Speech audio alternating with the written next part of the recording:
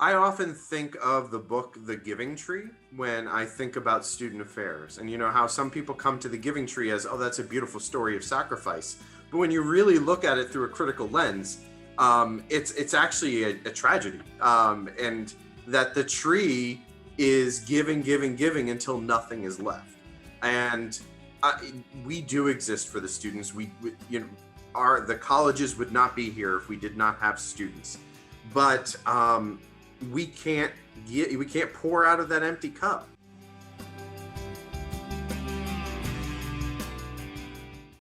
Hello, and welcome to Student Affairs Now. I'm your host, Keith Edwards. Today, we're discussing workplace transformations in student affairs. Student Affairs Now is the premier podcast and online learning community for thousands of us who work in, alongside, or adjacent to the field of higher education and student affairs. We release new episodes every week on Wednesdays. Find details about this episode or browse our archives at studentaffairsnow.com. Today's episode is sponsored by Everify, the trusted partner for 1,500 colleges and universities. Everify is the standard of care for student safety and well-being with the results to prove it. This episode is also sponsored by LeaderShape. Go to leadershape.org to learn how they can work with you to create a just, caring, and thriving world. As I mentioned, my name is Keith Edwards. I'm your host. My pronouns are he, him, his, and I'm a speaker, consultant, and coach. You can find out more about me at keithedwards.com. I'm broadcasting today from Minneapolis, Minnesota, at the intersections of the ancestral homelands of the Dakota and the Ojibwe peoples. And I'm really excited for the conversation today. We have three very thoughtful, very innovative folks here, and I'm really energized. We're here to talk about how we might transform the student affairs workplace. Higher education is notorious for being slow to change, but we're in a moment where change is impossible to avoid. So, how will we shape that change in the student affairs workplace? I'm joined by three super thoughtful folks and provocative practitioners, scholars, and leaders who've been pushing these changes long before COVID. But here, as we are returning, moving forward, lots of different ways to think about this, which we're definitely going to talk about. We really want to take advantage of this opportunity as we move forward. So excited to have all three of you here. Love for you to introduce yourselves. Tell us a little bit about you and your work in student affairs and your connection to our topic today of workplace transformations. Margaret, let's start with you. Thanks, Keith. So my name is Margaret Sallee. I'm an associate professor at the University of Buffalo. I use she, her pronouns, and the University of Buffalo is located on the lands of the Seneca Nation, which is a member of the Haudenosaunee Confederacy. And I came to this work a really long time ago, but most recently have been very passionate about the ways in which we see student affairs folks being asked to meet a lot of demands, more and more so, I think, pre-pandemic and certainly during the pandemic. I would be remiss if I did not promote my recently published book, which is called Creating Sustainable Careers in Student Affairs: What Ideal Worker Norms Get Wrong and How to Make It Right, in which I bring together a collection of folks to talk a little bit about what we can do about a field that we love so much, that we see a lot of folks leaving. So I'll sort of leave it right there, and I'll be happy to talk a little more about it in the hour to come. Yeah, and we'll I think reference that. We did an episode earlier with you and a couple other folks all really about that book. That's a great companion to this one, and we'll mention a couple others that I think will be good companions to this one. So we're glad to have you back, Margaret. David, how about you? Yes, hi, David Surratt, he, him pronouns. I'm Vice President for Student Affairs and Dean of Students at the University of Oklahoma, and also a lecturer in the College of Education starting this fall. So good to be here. Been in my role for the last couple of years, and worked in higher education for nearly, or actually over 20 years now, at both large publics and some small private institutions on the East Coast. So glad to be here. Yeah, we're glad to have you here. And Chris, tell us a little bit about you. Hi, Chris Conzen, he, him, his pronouns. I am the executive director of our Sea Caucus Center and Early College programs at Hudson County Community College, which is located on the ancestral lands of the Munsee Lenape. I'm excited to be here. I have been excited about this topic for a very long time because I've been trying to escape student affairs for a very long time, and found myself accidentally back in it, but very happy to be back in it. And all along the way, trying to push against the boundaries and some of the practices that I think are not beneficial to retaining employees and having them live full lives. So that's why I'm here today. Yeah, I'm getting the quote from The Godfather. As soon as I get out, they keep pulling me back in. And as you're mentioning, not beneficial to student affairs professionals, but then also not ultimately beneficial to the students that we serve as we go forward. So I'm really excited to have all three of you. I think this is going to be an energetic, provocative, maybe controversial conversation, which we love to have. But one of the themes of this podcast that the other hosts and I often talk about as we keep having these conversations on the podcast on so many different topics about, well, we now know this about our students, about student affairs, about student development theory, about financial models. We now know this. And so what should we do? And then one of the themes that keeps coming up is people say, yeah, but we've known that for 20 years and we haven't done anything differently. We keep doing the same thing we've always done.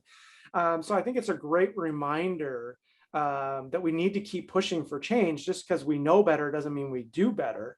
And we have proven that higher ed is capable of change because we made a whole bunch of changes really quick. And we've done lots of things differently, from how we serve students to where we work and using virtual and online and mixed methods and hybrid, and how we're engaging students from all around the world. So we are capable of change, as we talked about on another podcast that would be a great companion to this one, about, are we evolving? Excuse me, are we returning? Are we evolving? Are we transforming our work? I think one of the things that came up there is that we pivoted a couple marches ago. That doesn't mean we pivoted well. So as we think about the change that has been forced upon us and that's happening here, what are some of the changes in the student affairs workplace that we have known needed to shift for a long time and just have not yet shifted? And Margaret, you mentioned the book that you and colleagues wrote, and you organized that project and think about this a lot in your scholarship and your research. And you were doing that long before the pandemic and before COVID. What are some of the things we've known for a long time that need to shift that we haven't quite gotten around to actually putting into practice yet? The list is lengthy, so I will try and keep it short. But I mean, the first thing I think a lot about is the fact that we really demand a lot of our professionals, of our student affairs educators, right? There's this notion that we talk about in the book of the ideal worker norm, that folks really, they exist for the work. And I think, we might get into conversation later about this, about that there are very different ways of thinking about generationally about work, right? Some of us are going to, in older generations, tend to throw themselves into work. And what I said earlier in my introduction, like I came to this work a long time ago because I've really always seen this need for balance, right? And I think we as a field are not expecting our professionals to have a balance, that they need to work until the work is done. And if that means they need to stay late, right, to deal with activities, like I'm thinking about my friends who work in student activities or Greek life, or of course our friends in residence life who are on 24/7. That's just the job, right? That's the narrative that's been constructed. So I think we've known this for a really long time, that there's a problem, but there has not really been a push to fix it. I'd also add, and I'm sure other folks have a lot to say, so I don't want to talk for a long time, but we have issues of low pay, we have lack of advancement opportunities on campuses, but there's this push for folks really to keep delivering it. I want to point out that it's because we are part of this larger moment, right? That there's a push towards consumerism, that we're delivering a product now, that our students, right? We see these pushes towards, having the lazy river on campus, or who the best food options. And so I think student affairs feels compelled to respond in a particular way to recruit students and to keep students happy and their parents happy, which leads to this behavior. So I point this to just say that we're all cogs in a machine, right? But I think that those are where I would start with, I think, the issues. Chris, let's hear a little bit from you about this. So I think it's interesting because part of what I think the issue is that the expectation for balance is placed on the individual. And we as managers and supervisors do not either want to or think it is our role to model and encourage balance. We're very happy to accept somebody who's willing to stay all hours of the night to get a job done. We're not seeking out and our employees and saying, I see that you have 20 unused PTO days. What's your plan for those? And not, are you going to use them, but you're going to use them. What's your plan? We do not take an active role in encouraging and expecting balance. And I made a shift many years ago in my interviewing, when I would interview for a position and I would meet with the person who would be my potential supervisor. I asked them what their thought on balance was and how they modeled that for their employees. And I made, I believe some people made their final decisions about me because I asked that question. But I also made my own final decisions based on somebody's ability to answer that question, number one. And normally the answer that I got quite often was, well, I spend a lot of nights and weekends in the office, but I don't expect that of my employees. And I said, they see you doing it, and you may say they don't have to, but they know that you are going to hold them up to the standard you hold yourselves.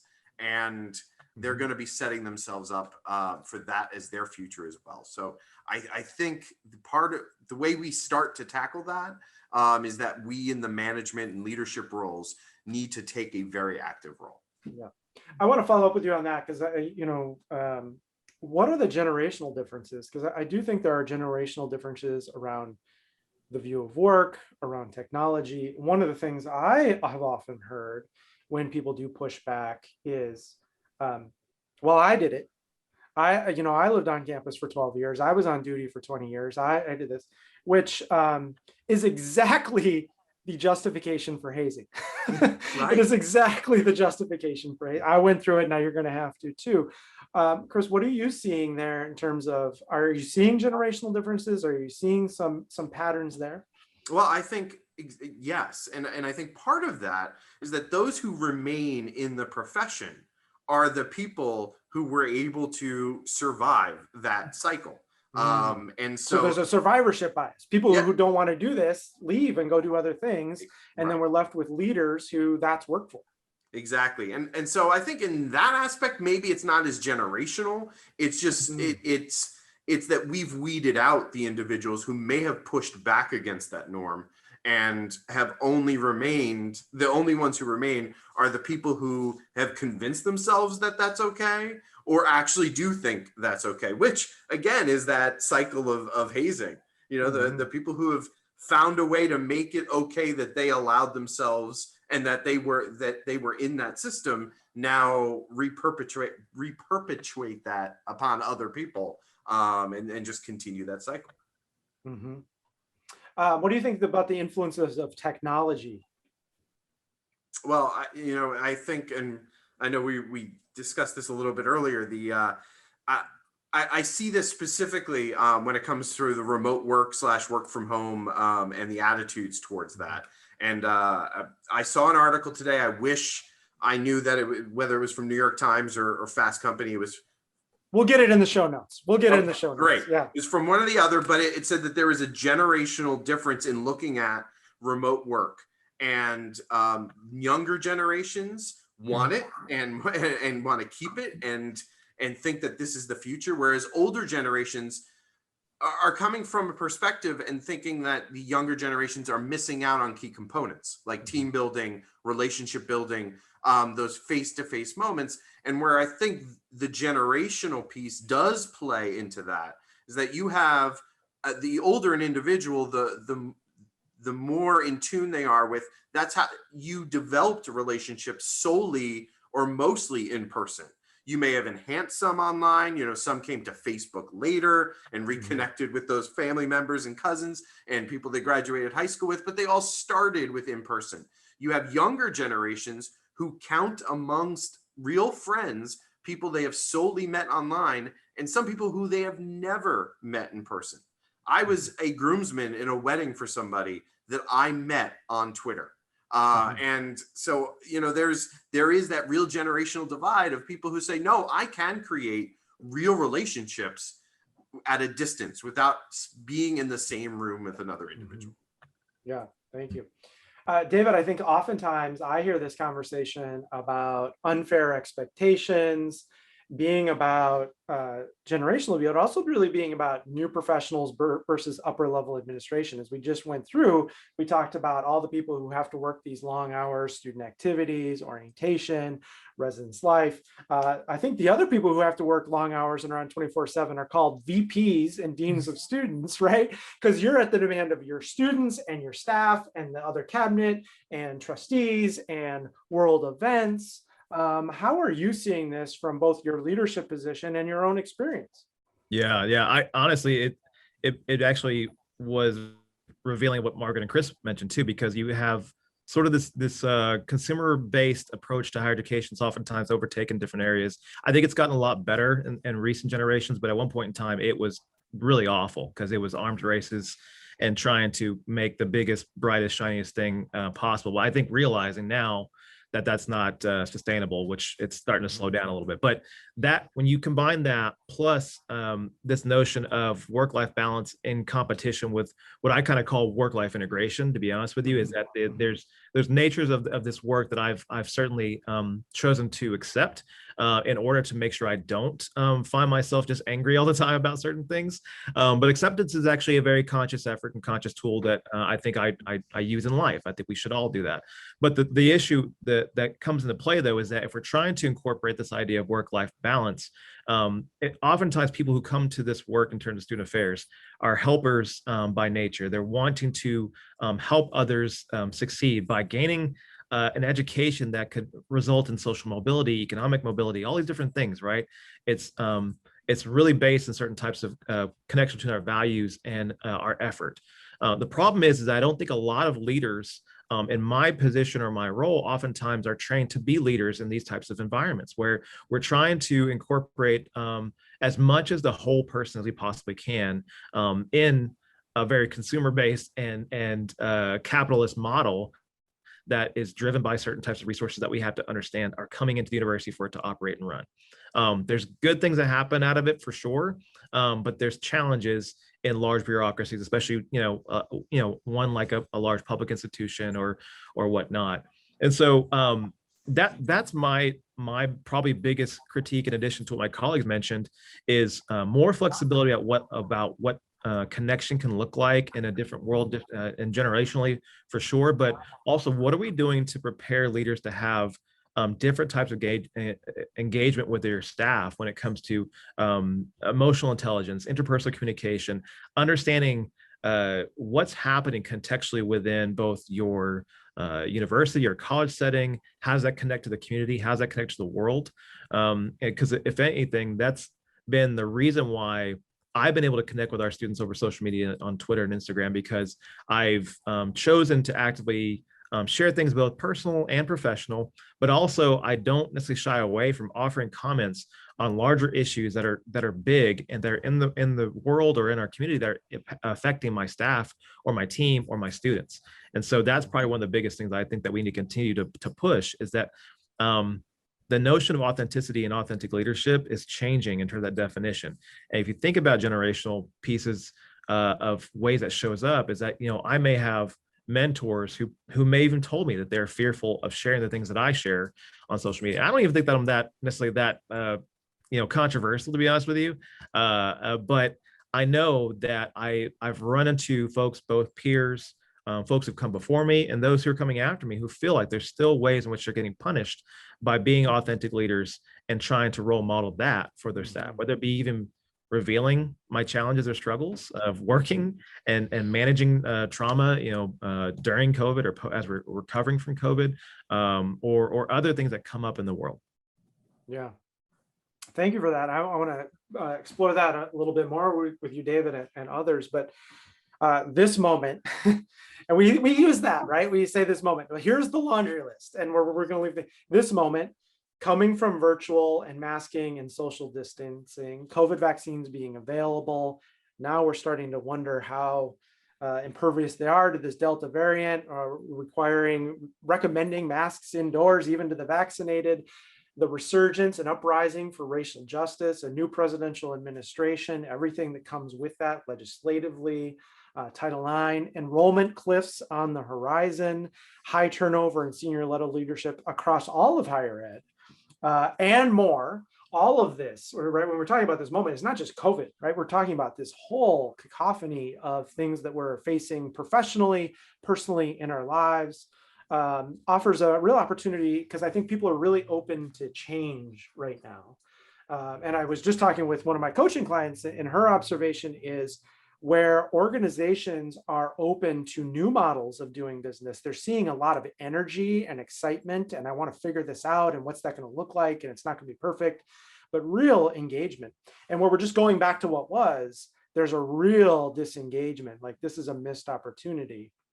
But my prediction is we have been so much in turmoil for so many reasons, and that this window, people are open to change, but that window is going to close. We're going to get to a point where people are going to say, I've had it with trying new things. I have had it with new models. I have had it with indecisiveness. I want stability. As that window to change might close, how do you think student affairs should be thinking about this moment as an opportunity? David, let's start with you. Yeah, the word that you mentioned around stability, it just resonates a lot because it's associated with the response and recovery from trauma, right?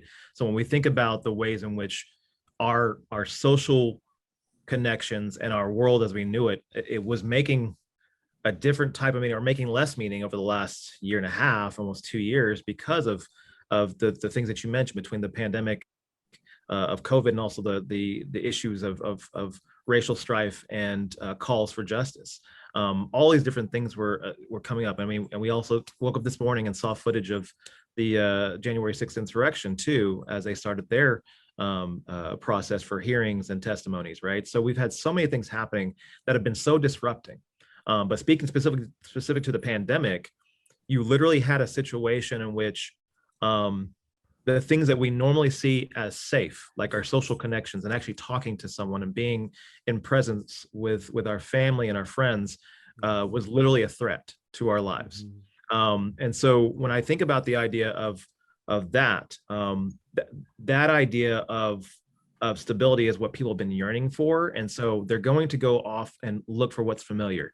And so this is the time for us to continue to challenge the idea of both usefulness and familiarity, and making sure we're distinguishing between those things, and not let just pure fear drive us getting back to what we think is as quote unquote normal. The funniest thing I remember seeing on on Twitter about this was like the getting back to normal, and then you know, when we talk about the idea of racial injustice, some people are like, oh, so we're going to go back to like normal racism, not like extra racism, you know, historically. So this was that notion of challenging, okay, let's rethink what we are defining as normal. The other pieces of it that I would say is the normalcy that people are looking for is just a reconnection, that's as human beings, we want to be able to reconnect in some way, form or fashion, but also the idea of routine. And routine does not always have to be simply going back to what was. And that's the biggest thing for me. I think this is the time also too that a lot of student affairs professionals, as well as folks who work in operations at institutions, need to be the ones who are having different conversations about what can really work. We were too scared to make dramatic changes in the past, but when we were forced to make those dramatic changes now, I think that this is the time where we need to leverage both our experience of actually getting through the pandemic for a lot of universities, but also speaking now in real terms of how we navigated that over the last year. There's a lot of credibility, I think, that needs to be leveraged for folks like in my role or my position and others who are trying to talk about student affairs work. Well, and I'm hearing you saying this is a real opportunity moment to move forward with new routines, new processes, new ways of doing things that serve us now and in the future, and get away from some of those which we started before that really haven't been serving us, and we've known it and we just haven't done anything about it. Now is the opportunity to leverage some of that. Margaret, what else are you seeing that is a real opportunity in this moment going forward? So I've been ruminating on two things. First, what you said, Keith, about like the window is closing. Mm, A lot of campuses have already closed that window. And I'm really I'm angry. I'm not frustrated, mm, angry because it is a big missed opportunity. I think everybody sort of to the points that have been made already about going back and seeking stability, everybody wants it to be how it was. And I think that we all can agree that how it was in 2019 wasn't great. I mean, it was not for a lot of folks. But change is scary. And I think there's also this, I don't want to keep coming back to like this bottom bottom dollar conversation, but there's this, campuses are under financial pressure and are trying to keep their students enrolled. And so they're going back to a place-based way of doing things. I think prematurely, but David's point about people seeking reconnection, and to Chris's earlier point about these generational differences, right? Like Chris, I have strong connections with folks who I've met online.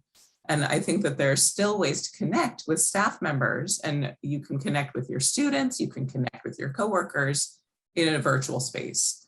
So this year, it was wildly stressful, and we can talk a little bit about, that it was stressful for parents, it was stressful for caregivers, it was stressful for folks of color, like it was stressful stuff. But I think that there are things we could take away to inform our work moving forward. Could we potentially continue to work in a telecommuting way? I think we could. And I think that given the kinds of services students want, a lot of folks would like to meet online. A lot of folks don't. I mean, I know that a lot of my students, I teach graduate students who don't want to make a phone call, right? Like they don't want to meet me face to face. They would rather just email or, come to Zoom office hours. So that's a long-winded answer of saying, I think the window is closing for a lot of places, but it shouldn't. And I think if we continue to think about how we can prioritize connection and continue to meet the needs of students, we can actually, staff will benefit, which will benefit us in the long run. Well, I'm hearing from David, let's not just go back to what was, let's go back to the best of what was and let go of some of the things that weren't great. Let's be innovative. Let's meet the new needs of the moment. And then hearing from you, let's not be afraid of change. Let's embrace change. And, some students do want to meet in person, and they want to sit down with their advisor, and they want to go through it, and others don't. It's a 2.5-hour drive for me to get to campus. Don't make me do it. I want the online, and I think we're going to see that it is not an either or answer, in person versus online. I think that's where we get into trouble. I think for some of our students with disabilities, have everything being on was a huge detriment, and others with disabilities, it was wonderful, right? So much better for them. And it's not that one is better than the other, but how do we create this mix, and not just the right mix for all of our students, but what's the right mix for this student, and what's the right mix for this student, and how do we do that? I mean, we used to start these podcasts explaining to people how Zoom works, and here's how to do it, and here's how you get your lighting right, and please use your microphone, and please, we don't have to do that anymore. Everybody's adjusted. And so I think students who were uncomfortable with a lot of online processes, some of them now are comfortable and prefer it. Some of them certainly are eager to get back to it. Chris, I'm reminded though that a lot of times these conversations about the workplace and the tensions around balance and integration, and how we discourage balance, but then we also abuse the word of balance, right? And we've already talked about some of those tensions. But one of I think the challenges is it can be self-involved. It can be about, let's make this conversation about me as the student affairs professional, what works for me, what do I want to have happen, what's the work environment that I want to have. And we forget these institutions do not exist for student affairs professionals. They exist for students. And so maybe you could help us wade through that complexity in the both and there. I often think of the book, The Giving Tree, when I think about student affairs, and how some people come to the Giving Tree as, oh, that's a beautiful story of sacrifice. But when you really look at it through a critical lens, it's actually a tragedy, and that the tree is giving until nothing is left. And we do exist for the students. The colleges would not be here if we did not have students. But we can't pour out of that empty cup. And I think when we talk about balance, that's part of it too. I can't pay the rent or my mortgage with intrinsic rewards. And I think that that's been the push, look at the difference you've made. And for some, especially for newer professionals, that goes a long way. The connections you make with students, seeing the difference you made, getting those thank you letters, getting the shout outs at graduation ceremonies, those mean a lot, and those carry a long way. But eventually, you can only run on those fumes for so long. You need actual gasoline. And so we need to obviously keep in context that we are here for students, but we need to do it smartly and in the right way. I can use my own experience as a former student activities professional. And I think about how that expectation of presence was pushed so much. And I was at so many things that I didn't need to be at. I didn't earn a master's degree to chaperone a dance at 1 a.m. Collecting dollars and checking people in at the door. I wasn't utilizing any of my skills to do that. I didn't need to be there. What I needed to do was process with the students before who were planning the event, and process with them after, talking about what went right, what went wrong, what do we do better, what did you learn from this? That's where my role was really important. But you spent me by having me also be there for everything in between. And so I think if we deploy our staff in a smarter way, they're still present for what's important, but we also provide them with that balance. And then, one other anecdote I think about, again, from my days of working student activities at a residential campus, the late nights and weekends, and how I never even got to touch my vacation time, but getting that unofficial, comp time. It wasn't recorded, but it was a secret deal that, okay, so I worked the whole weekend, and all right, you can take off Monday. And then what happens? There's a meeting scheduled for 10 a.m. on Monday. And so I have to come in because I have to attend that meeting. You let me attend that meeting remotely, I'll do that. I can do that in my PJs. I can wake up late, and then I can go back to bed right after that meeting's done, and I still get some time back. So there's ways that we can incorporate all these things to be smarter about the work we do. Well, the thing that you're reminding me about, particularly with the professionals, is how do we focus on sustainability, right? The giving tree is a story of not thinking about how do we keep this tree alive and providing in the long term, but what is sustainability? And then also wholeness. I'm having a lot of conversations about the generosity of selfishness, right? How do you be selfish so that you get the sleep you need so you can be a good parent? How do you take the time alone to journal and reflect so you can show up at work and be present and listen to the challenges and the problems that people are facing? The generosity of selfishness, I think, is maybe a different way of thinking about it and framing it. What do I need to do for myself so that I can be there for all the people who are counting on me, not just at work, but in my life? Well, you've all, we're talking in and around at the problem at all sorts of different angles: generational trauma, technology, students, the capitalization and commodification of higher education, so many different things. But I think people are really wanting some solutions, some ideas. You all think about this way more than the rest of us do. And so we would love to hear some of your ideas. Let's get innovative. What are some of the shifts to student affairs workplace that you would suggest or recommend, or maybe encourage people to consider? And what might be some really out there ideas that maybe you're not sure are good ideas that you're pondering? Chris, are there some innovative ideas that you would suggest people kick around, try, discuss, pilot? I don't know that it's necessarily innovative. It's just building upon this infrastructure we have now built for ourselves.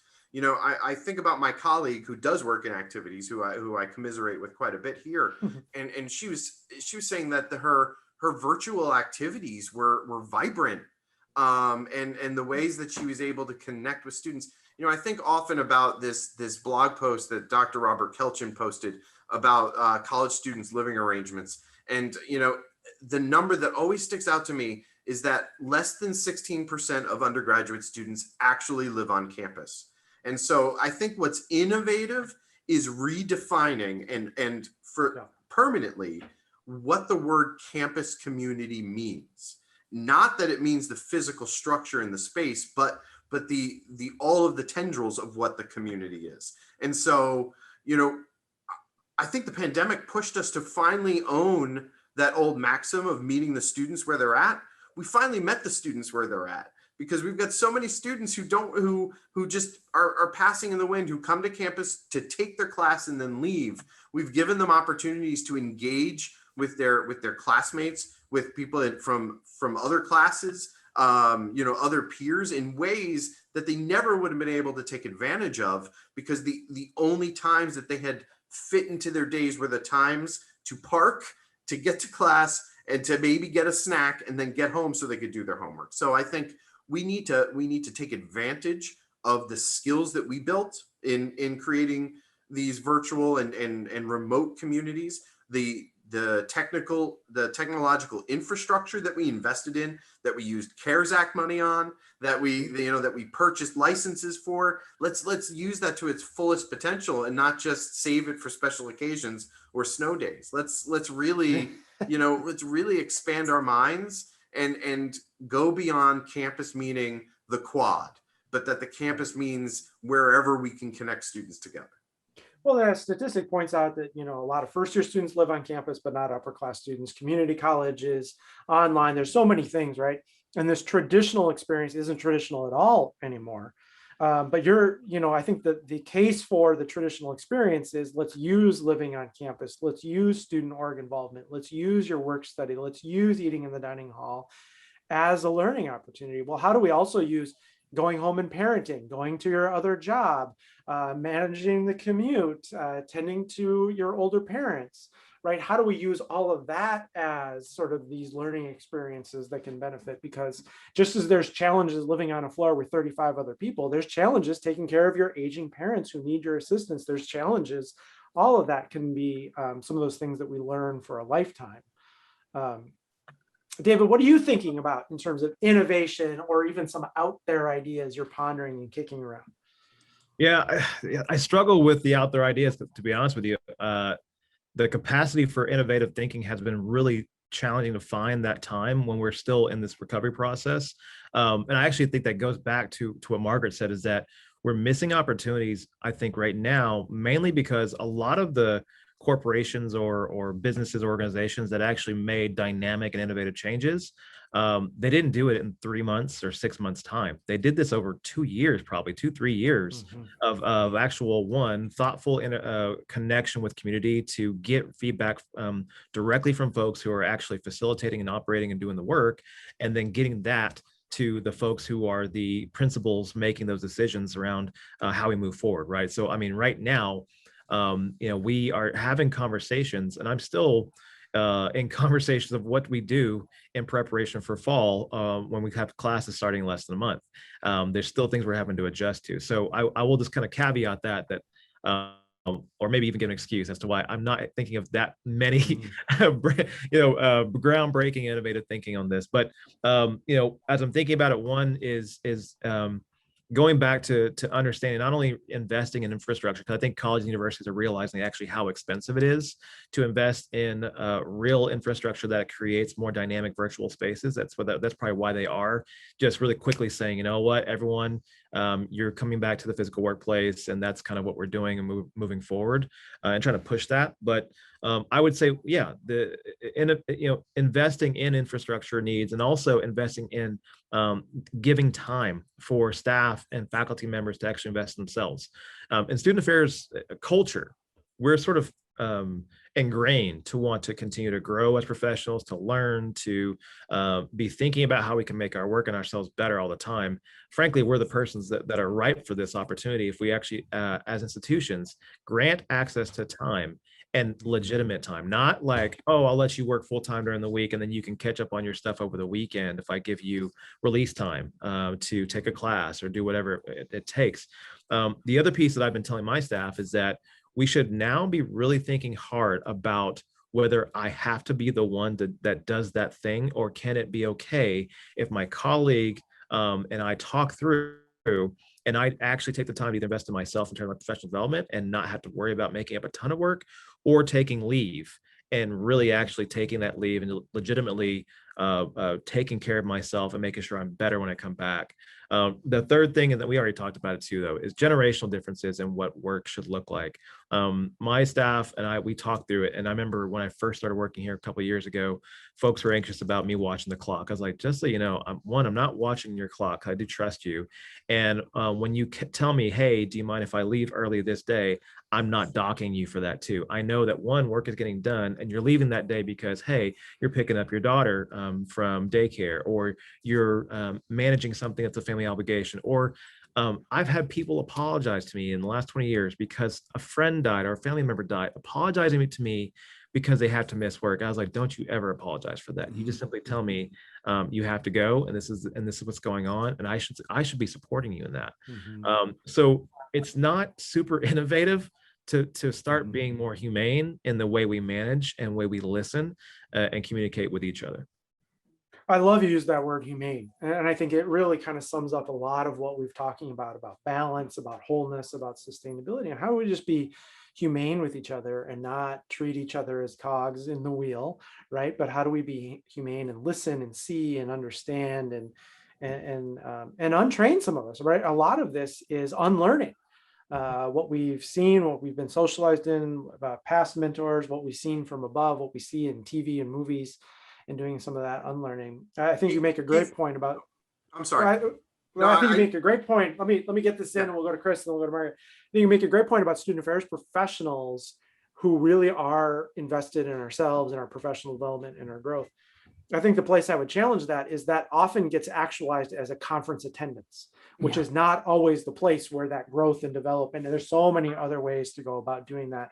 So how can we think more broadly? I mean, to be honest, that's one of the reasons why we've committed to making this podcast free, is we wanted it to be another place of professional development, having some of these conversations. Let's go to Chris, and then we'll go to Margaret for innovative ideas. What just struck me was when David said about that employee apologizing, because what strikes me the most about that is that there was someone along the way who made that person feel they had to apologize. And, that's the unlearning that has to happen. The fact that, the old adage about the student needing to show proof to the professor that somebody died to get the forgiveness for missing a class. I mean, the fact that we internalize and feel like I have to apologize because I have to take a day for something that's important, somebody made them feel like they had to, or they had to explain those things. And that's what we need to be undoing. Absolutely. Margaret, what innovative ideas would you like to put on folks' radar to explore and take advantage of this moment of opportunity? So like David, I don't really think they're all that innovative, though I have one. But coming back to this notion of humanity, what David, you were also talking about, it's almost a culture of trust, right? Like when you're talking to your staff, I'm not watching the clock. I think that there is this notion of, if we have folks in person, we can micromanage their behavior. We can ensure that they're working all the time. I mean, I know that there are folks who are in the office 40 hours or whatever the standard hours are, and they're not working, right? And so I think that that's been a lot of the excuse for bringing folks back. If they're on campus, we can control that they're working and not doing something else. And I think that that's a terrible reason to bring people back. So my innovative, though I don't think it's innovative idea, is really just to keep this telecommuting as an option for folks. It doesn't need to be 5 days a week, but I've talked with so many people, whether they have caregiving responsibilities, whether they have a long commute, whether it's just they are extreme introverts and don't want to see people, right? Who would really love to even be on campus 4 days a week or 3 days a week. And as we think about, I realize that in some small offices, this may not work, right? But in larger offices, you can easily have an office fully staffed without people there 100% time. Well, and as we think about student affairs, which I didn't mention at the get-go, we have a really high turnover rate. I mean, we lose 50% of our people in the first 5 years. So if we're creating an environment where people feel that they are supported, then they're likely to stay, then our students will benefit too. So I would really urge folks to think through how they can staff their divisions in a in an appropriate way while also honoring their employees' requests. And yeah, there might be some caregiving happening at the same time, but work, we've shown that work can happen. And honestly, I would say that parents would find it more stressful to care for their kids while working full time. We should give them the choice. Yeah. If they are fulfilling what they need to do to meet their, their performance goals, Right. isn't that good enough for us? Right. I think there's this tension between when people had to work from home. There's a lot of people who said this is really hard, this is really challenging, this is really difficult, people don't understand. And now that people are being asked to go back, there's a lot of people who are saying, this is really hard to go back, and there's all these things, and this was way better. And I think it feels like those might have been different people, right? And we're not all the same. We have different perspectives, we have different lives. We talked about some of the pressures facing higher education and us as professionals, but just partners who lost jobs, family members who passed away, people who are in fear for their life, navigating so many different things. We are running out of time, so I want to get a little snippet from each of you. But the things that are really standing out to me is really a push for flexibility. There isn't a single answer for everybody. How do we really bring some flexibility? This value, people craving meaning and connection, our students, us craving meaning and connection, the sustainability and wholeness pointed to in Chris in the Giving Tree, and then humanity. Those are really standing out to me. But this podcast is called Student Affairs Now. We'd love to hear what you're thinking, troubling, or pondering now, whether it's what we talked about today or other things. And we'd also love to hear from each of you about where folks can connect with you. David, let's start with you. What are you troubling now, and how can folks connect with you?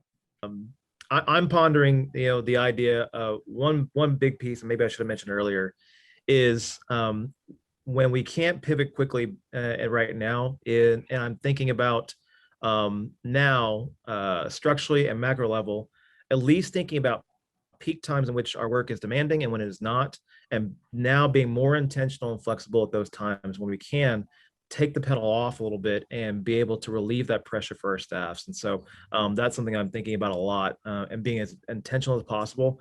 And the other piece is also, where do I use my power in terms of positional power to continue to engage in conversations and push change. And so that's what I'm thinking about now. And I'd love for folks to reach out and stay connected with me. I'm on LinkedIn. I'm also on Twitter and Instagram at Dr. David Surratt. Thanks so much, David. How about you, Margaret? What are you troubling now, and where can folks connect with you? Traveling a lot, I will say. But I think that, or at least I'm making a lot of trouble. I think that we continue to need to think how we are going to move forward as a field. If we keep going the way we were going, I think that we're going to continue to run into the same problem. So I urge this notion of flexibility as we continue to move back towards the workplace. I know many of us have already been back. And, I was talking about telecommuting, but I also think that, to David's point, there are different times of the day that some folks want to work. Why not keep this open till 10 p.m. if we have staff members who want to start working at 1, right? We have students who are working full time. So I think that we just need to rethink how we're doing things. And ultimately, I think it will be to the benefit of staff and students alike.